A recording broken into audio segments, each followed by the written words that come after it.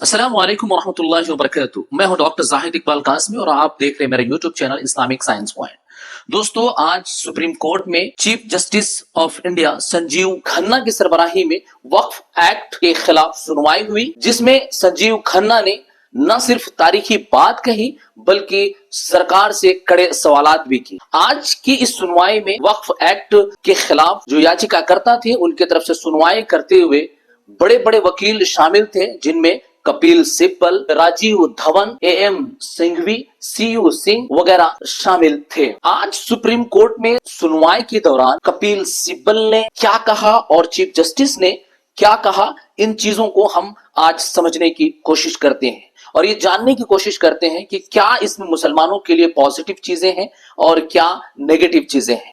आइए जानने की कोशिश करते हैं कि चीफ जस्टिस ऑफ इंडिया ने क्या कहा और कपिल सिब्बल ने वक्फ एक्ट के खिलाफ याचिकाकर्ता की तरफ से आवाज उठाते हुए किन किन नुकात पर सवालात किए और चीफ जस्टिस ऑफ इंडिया को घेरने की कोशिश की। सबसे पहले हम ये जानने की कोशिश करेंगे कि कपिल सिब्बल ने आज सुप्रीम कोर्ट में क्या क्या कहा और किन किन नुकात पर सवाल उठाए। सबसे पहले उन्होंने ये कहा, इस वक्फ एक्ट में हिंदू क्यों शामिल? जब हिंदुओं के ट्रस्ट में गैर मुस्लिम शामिल नहीं है तो मुसलमानों के ट्रस्ट में या मुसलमानों के बोर्ड में गैर मुस्लिम क्यों शामिल हो सकते हैं? ये मुसलमानों का मजहबी बोर्ड है और इसमें गैर बाहर वालों को लाना दुरुस्त बिल्कुल भी नहीं है। दूसरी बात उन्होंने ये कहा कि कई जमीनें या कई जगहों पर मुसलमान वर्षों से कब्रिस्तान, ईदगाह, मसाजिद, इमाम बाड़ा, करबला वगैरह के नाम पर इस्तेमाल कर रहे हैं और सरकार ये कह रही है कि अगर उन जमीनों के डॉक्यूमेंट्स या दस्तावेजात सही नहीं है तो वो वक्फ नहीं माना जाएगा। ये सरासर बिल्कुल गलत है, क्योंकि ये बरसों से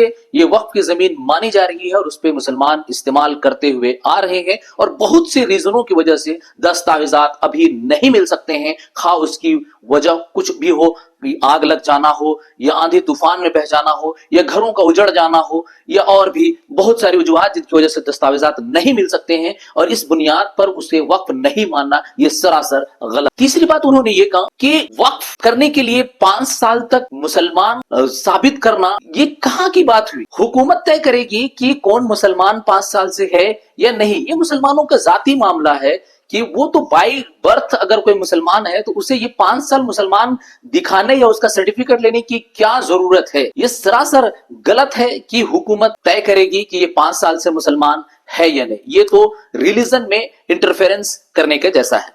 चौथी बात, कपिल सिब्बल ने बवाज़े बुलंद सुप्रीम कोर्ट के सामने ये रखा कि सरकार ये कह रही है कि इस वक्फ एक्ट के तहत कलेक्टर फैसला करेगा कि कौन सी जमीन वक्फ की है या नहीं है। आप ये खुद बताइए कि कलेक्टर सरकार का एक हिस्सा होता है, यानी पार्टी भी सरकार और जज भी सरकार, तो ये तो सरासर इंसाफ के खिलाफ। इनके अलावा और कई चीजों पर कपिल सिब्बल ने आवाज उठाए और उन्होंने आखिर में ये कहा कि ये बिल सिर्फ और सिर्फ मुसलमानों के रिलीजियस इंस्ट्रक्शंस पर कंट्रोल करने के लिए लाया गया है और मुसलमानों के इख्तियारात को छीनने और उनके साथ जुल्म, ज्यादती और नाइंसाफी करने के लिए लाया गया है। अदालत को चाहिए कि इसे गैर आईनी यानी इलीगल या अनकॉन्स्टिट्यूशनल कह करके इस बिल को सिरे से रद्द कर देना चाहिए। कपिल सिब्बल साहब के इन सवालात के बाद chief justice of India Sanjeev Khanna ने ये कहते हुए इस जाहिर की कि जब मामला अदालत में जेर समाअत है तो फैसले का इंतजार करना चाहिए लोगों को, ना कि तशद्दुद। ये तशद्दुद और जो प्रोटेस्ट, ये सारी चीजें ये होना अफसोस है और इससे लोगों को रोकना चाहिए और सरकार को इस पर कंट्रोल करना चाहिए ताकि अमन और शांति बरकरार रहे। दूसरी चीज, चीफ जस्टिस ऑफ इंडिया ने कहा कि 100 साल पुरानी जायदाद या जमीनों के रिकॉर्ड का तलाश करना ये कहां तक दुरुस्त है। चीफ जस्टिस ऑफ इंडिया ने ये कहा कि आप 100 साल पुरानी वक्फ की जायदादों की हैसियत को कैसे चैलेंज कर सकते हैं? क्या 100 साल पुरानी तारीख लिखी जा सकती है? उनके रिकॉर्ड मिलना मुश्किल है, इसीलिए इसका चैलेंज कैसे कर सकते हैं?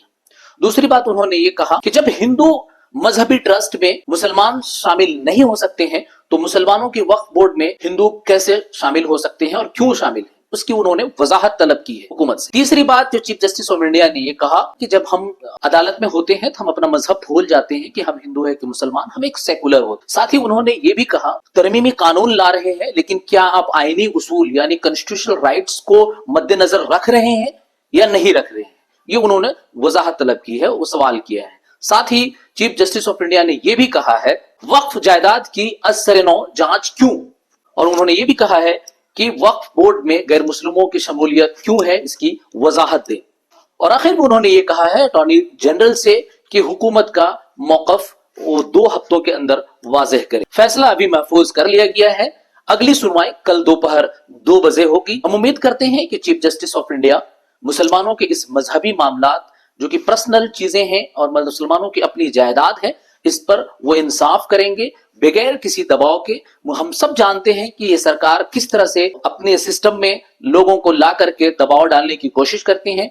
हम उम्मीद करेंगे कि बेबाकी के साथ चीफ जस्टिस ऑफ इंडिया इस पर डिसीजन लेंगे और इंसाफ करेंगे, चूंकि ये मामला सिर्फ मुसलमानों का नहीं बल्कि मुल्क के अमन पसंद और इंसाफ पसंद शहरियों का। मिलते हैं नेक्स्ट वीडियो में। अगर आपने ये वीडियो अगर आपने मेरा चैनल इस्लामिक साइंस पॉइंट अभी तक सब्सक्राइब नहीं किया है तो इसको सब्सक्राइब कर लें ताकि मजीद मालूमात आपको मिलते रहें।